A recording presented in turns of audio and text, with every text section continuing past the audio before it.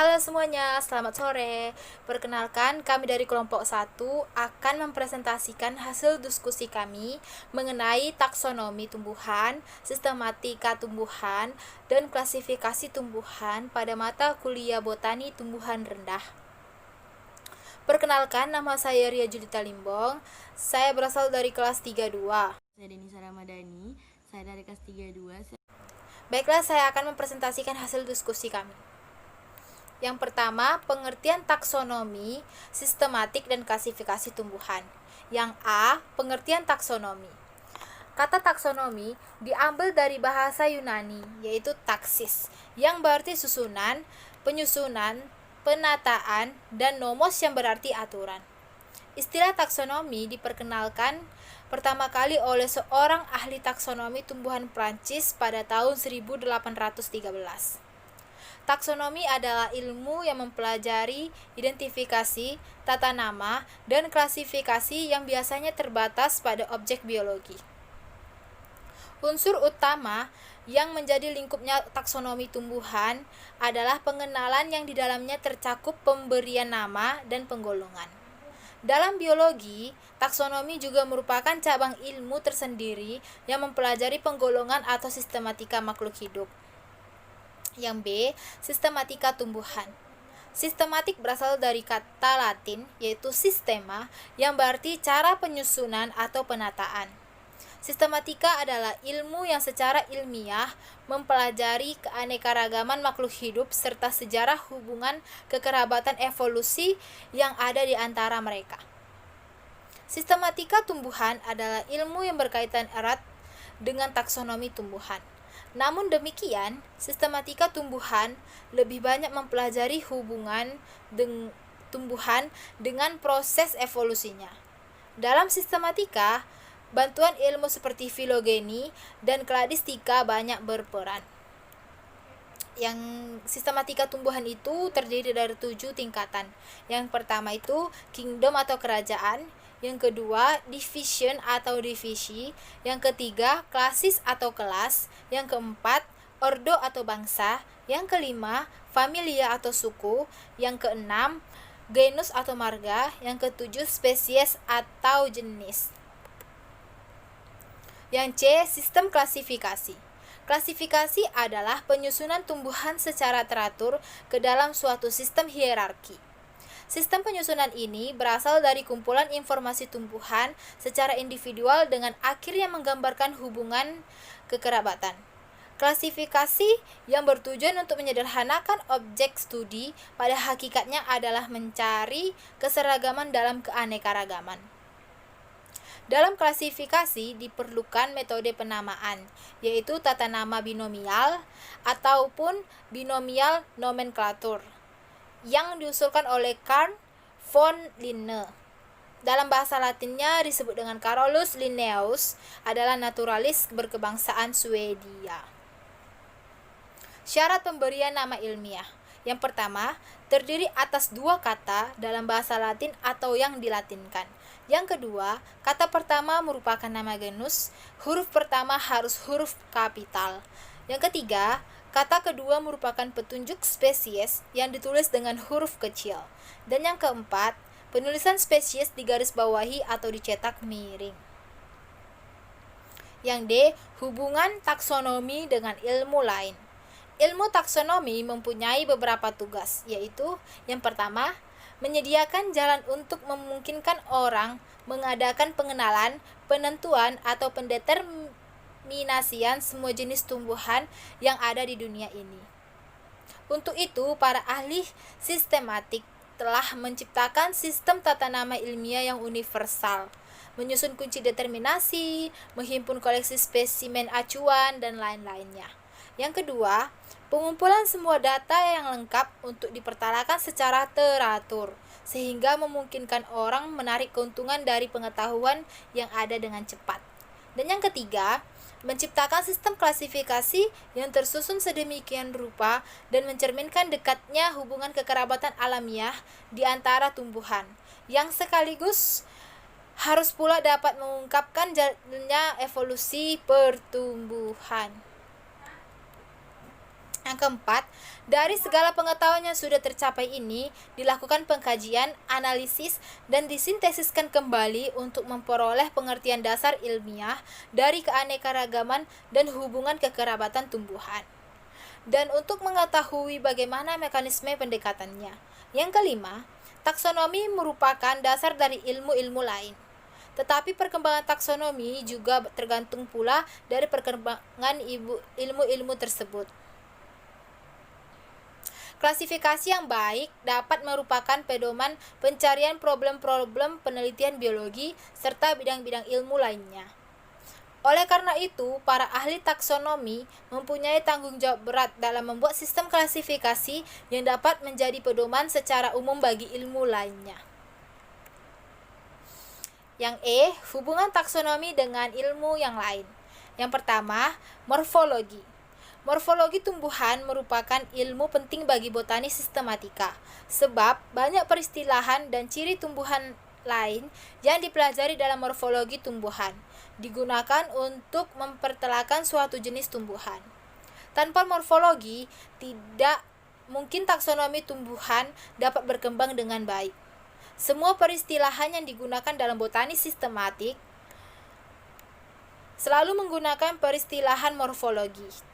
Sebagai contoh, fetida yang sering atau sangat berbau, edulis atau dapat dimakan, caulifolia atau bunga dapat tumbuh di batang, grandifolia atau daun besar, dan lain sebagainya.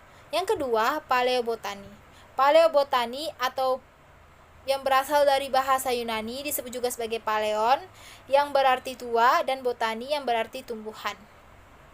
Paleobotani ini adalah cabang dari paleontologi yang khusus mempelajari tentang tumbuhan pada masa lampau.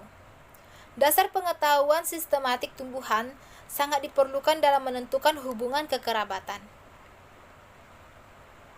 antara fosil tumbuhan dengan tumbuhan yang masih hidup di masa sekarang ini, dan dalam upaya rekonstruksi sejarah evolusi dunia tumbuhan. Yang ketiga, anatomi.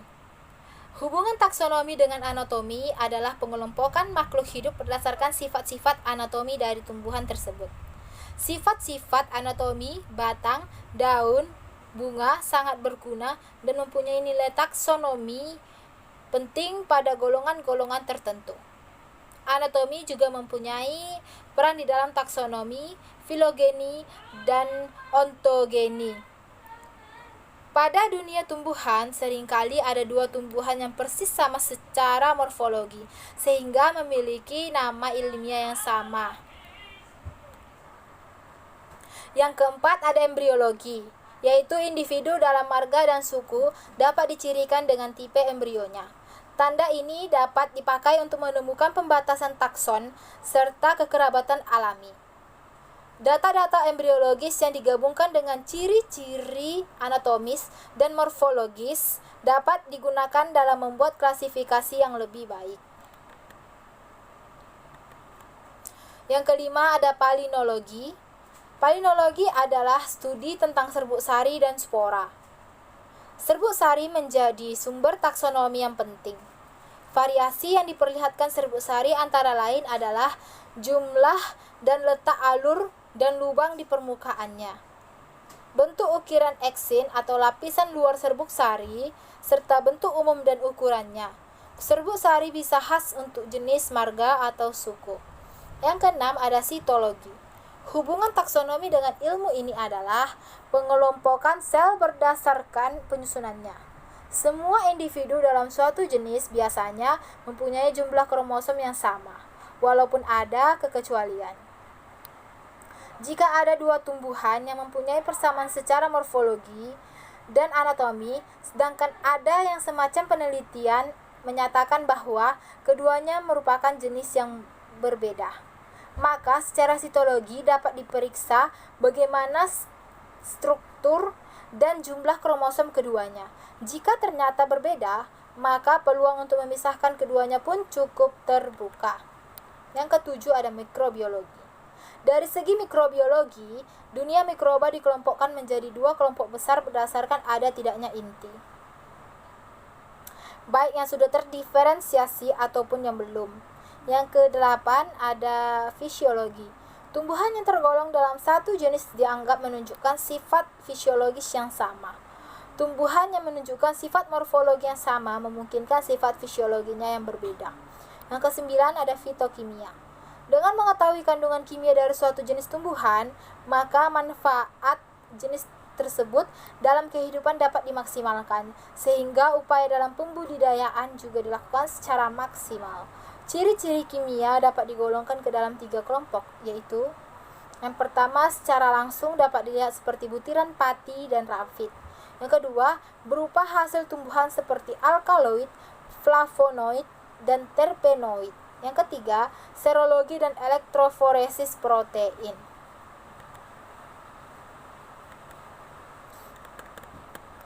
Saya akan melanjutkan presentasi yang dibawakan oleh Ria tadi dengan materi macam-macam sistem klasifikasi. Nah, di sini saya akan menjelaskan kalau sistem klasifikasi itu ada 4 macam.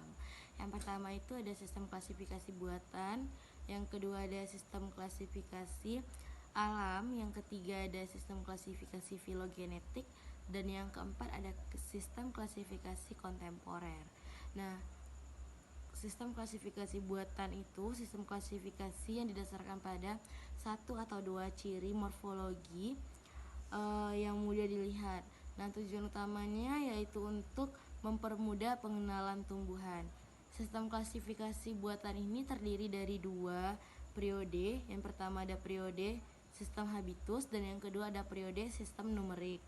Nah, kalau yang periode sistem habitus, dalam periode ini sistem klasifikasinya didasarkan pada habitus, yaitu kesan keseluruhan yang nampak dari tumbuhan.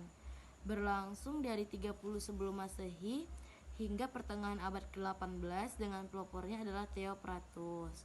Menurut sistem ini, tumbuhan digolongkan menjadi pohon, perdu, semak, dan herba. Para ahli filsafat dan penggemar alam pada periode ini adalah Albertus Magnus, Otto Brunfels, Jerome Bock, Andrea Caesalpinus, dan John Ray. Nah, yang kedua itu ada periode sistem numerik. Sistem ini klasifikasinya didasarkan pada jumlah-jumlah dan susunan alat kelamin tumbuhan. Disebut juga dengan sistem seksual. Penciptanya yaitu Carolus Linnaeus pada tahun 1707 sampai 1778. Linnaeus membagi tumbuhan menjadi 24 kelas, yang antara lain Monandria yaitu golongan tumbuhan dengan 1 benang sari, dan Diandria yaitu golongan tumbuhan dengan 2 benang sari. Nah, yang kedua itu adalah sistem klasifikasi alam, yaitu klasifikasi yang didasarkan pada hubungan kekerabatan yang ditunjukkan oleh banyaknya persamaan bentuk yang terlihat sehingga dapat disusun takson-takson yang bersifat alami. Nah, sistem ini dikatakan alami karena dianggap mencerminkan keadaan yang sebenarnya seperti terdapat di alam. Kesadaran mengenai adanya hubungan kekerabatan disebabkan oleh bertambahnya ilmu pengetahuan tentang fungsi dan morfologi dan organ tumbuhan, serta kemajuan ilmu pengetahuan optik sehingga pengamatannya lebih seksama dibandingkan periode sebelumnya. Nah, yang ketiga itu ada sistem klasifikasi filogenetik. Sistem klasifikasi filogenetik ini didasarkan pada jauh dekatnya hubungan kekerabatan antara takson satu dengan takson lainnya. Sistem klasifikasi ini juga didasarkan pada filogeni takson-takson dengan mengikutsertakan teori evolusi. Nah, takson-takson yang dibentuk ditempatkan dengan urutan yang dari segi filogeninya mempunyai tingkatan yang rendah atau primitif sampai ke tingkatan yang tinggi atau maju. Periode ini bertahan dari pertengahan abad ke-9 hingga sekarang, yang merupakan salah satu akibat logis tumbuhnya teori evolusi yang dipelopori oleh Jean-Baptiste Lamarck. Nah, yang keempat itu ada sistem klasifikasi kontemporer, yaitu klasifikasi yang didasarkan pada pengkuantitatifan data penelitian taksonomi dan penerapan matematika dalam pengolahan datanya. Sistem ini lahir akibat kemajuan ilmu pengetahuan yang pesat pada abad ke-20. Komputer telah digunakan secara luas dalam pengembangan metode kuantitatif dan klasifikasi tumbuhan yang melahirkan bidang baru dalam taksonomi tumbuhan baru, yaitu taksonomi numerik, taksometri, atau taksonometri. Taksonomi numerik didefinisikan sebagai metode evaluasi kuantitatif mengenai kesamaan atau kemiripan sifat antar golongan organisme. Taksonomi numerik didasarkan atas bukti-bukti genetik, artinya atas kemiripan yang diperlihatkan objek studi yang diamati dan dicatat, dan bukan atas dasar kemungkinan perkembangan filogenetiknya. Demikianlah hasil presentasi dari kelompok kami. Apabila terdapat kata-kata yang kurang berkenan atau salah, kami mohon maaf. Sekian dan terima kasih. Selamat sore.